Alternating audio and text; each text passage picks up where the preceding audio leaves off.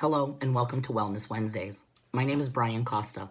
I'm a family nurse practitioner here in the community in New Bedford, as well as a board member of the LGBTQ plus network, a co-chair of the Queer Arts Council, as well as AKA I'm Captain Gayhab. Today I think it's important, instead of being goofy, to talk about something that's important to us, to me especially, something that I speak on daily with my patients here in the office. First of all, I apologize for my voice. I've clearly caught something. I want to talk about anxiety. I think it's important because I think we all feel anxiety, especially now with the pandemic on our hands, as well as our current political situation. So what is anxiety? Anxiety is an intense, excessive, and persistent worry and fear that people feel daily. It's usually involved multiple repeated episodes of intense anxiety and fear that reach a peak within minutes into AKA panic attack. These feelings interfere with daily lives, as well as they're difficult to control, and they're out of proportion to the actual danger. And some people actually avoid places and situations because of their anxiety. Oftentimes, it starts in childhood and adolescence, and then it continues throughout adulthood. So anxiety is interesting because it's normal, and but it could lead to an abnormality. So anxiety is normal because, people become anxious if they have a test and they need to study for it. So it becomes something that makes individuals more productive. But it becomes abnormal when it starts to really play a fact in the way that you perform your daily activities. So what are symptoms? What are things that I can say, this is it, I know that I have anxiety, or what is this, what am I feeling? So feelings of nervousness, restlessness, or tenseness, a sense of impending danger, panic or doom, your heart races, you can't control your breathing, you're trembling, experiencing GI problems, trouble sleeping, having difficulty controlling worry. I think that those are things, right? A lot of us can say, wow, right now, that's how I feel. So when is my anxiety a problem? When can people say, I need to do something about it? I need to do something about it. And I think that a lot of people need to tell themselves or look at these questions and consider them. I have been told that I worry too much. I worry about the same things over and over and over again. I spend a lot of time thinking about things that may never happen or that I can't control. I have a hard time controlling or changing my thoughts. It's hard for me to fall asleep at night because my mind is always racing. After worrying all day, I often get very tired or fatigued. I always feel like I'm on edge. And when I'm anxious, I become more irritable and I snap at people. So a lot of people, again, can say, that's me. And I think it's important for us to understand that there are so many of us feeling these symptoms, and that these symptoms are related to something, and they're related to our anxieties. So how do we know what causes our anxieties, and how do we deal with these anxieties? I think it's important first to identify them. First things first, it's important maybe to identify triggers or situations that cause anxiety. So this way you can plan ahead, and this way be able to help yourself get through it. So this way it doesn't lead to full-blown panic and attack.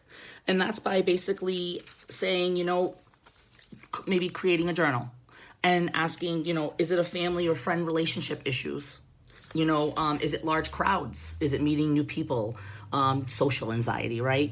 Having too much to get done, so much on your plate that you become fatigued by overburdenedness, caregiver burnout, taking care of family members, performing activities alone, being unprepared, being nervous about conversations, especially now, right? A lot of us are feeling that we're tiptoeing. Because we don't know, do we offend people, do we not? Or how, are we offending people, are we not? So what can we do? And how can we cope? And I think that it's important for us to realize that if we have the proper tools to help us cope with our anxieties, then it might be able to help us get over them or cope with them or adapt to them. So knowing your body signs. Obviously, your body is this wonderful vessel that's all about, checks and balances. Homeostasis is what it's called. Google that. But knowing your body signs gives you clues that you start to feel anxious, such as sweating, being fidgety, or shortness of breath. Find a place that's peaceful. Do some things or put things on that may distract you, such as doing puzzles, books, calling friends, using yoga, meditation, maybe massage, taking care of yourself, especially right now, though you got to be careful because of coronavirus. So that's really hard because a lot of the things that we utilize to cope, we can't do right now. So using positive self-talk. It's important that if we continue to surround ourselves around negativities, then we're really not going to be able to move forward in a positive light. It's important to relax your body, slowly counting to 10, taking a bath, using imagery. I think it's important for us that when you're anxious or when you're overwhelmed to step back and look at the situation and say, what can I do about this? And how can I move forward? And I think it's important to plan instead of jumping into something. Limiting your alcohol and caffeine intake, which actually might make you worse, might make the anxieties worse. Partaking in physical activities. Right now, there's a slew of activities that we can partake in. Hiking, swimming, if you have a pool in your backyard, or jogging and walking. Getting involved or finding a way to be active in your community, which will create a network for you. And talking to someone you trust. I think that's the most important thing, is finding the person you trust. Finding the person that you can call and say, I'm having a hard day and I need to talk to someone. I think that's the most important and most valuable thing to do, because if we isolate ourselves and seclude ourselves, it will only lead to matters to worse. And we won't allow outside views to help us come out of our funk, if you will. Excuse me. So, being that said, I love ice. Being that said, what are healthy and unhealthy coping skills and how to know the difference? So, again, as we've mentioned, good coping skills are using positive self-talk, deep breathing, taking showers, going for a walk, doing something creative, exercising, talking to a friend, hanging out with friends, taking a time out, and using the I feel messages, observing what your feelings are. I think that's the most important thing. Poor, unhealthy coping mechanisms, name calling or insulting, becoming violent, spreading rumors, yelling and screaming, hurting oneself, threatening, doing something dangerous, avoiding people, blaming others, and of course, negative self-talk. I think it's important for us to realize how much our anxieties affect us as well as the people around us. And I think it's important for us to really speak to those that we love most. And I think it's important for us to reach out, as I've stated before.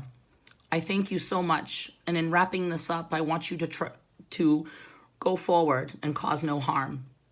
And I really want you to understand that your actions really do affect yourself and people around you. And we really need to understand what makes us anxious and how to effectively cope with what makes us anxious. Again, thank you so much. I appreciate it. Thank you.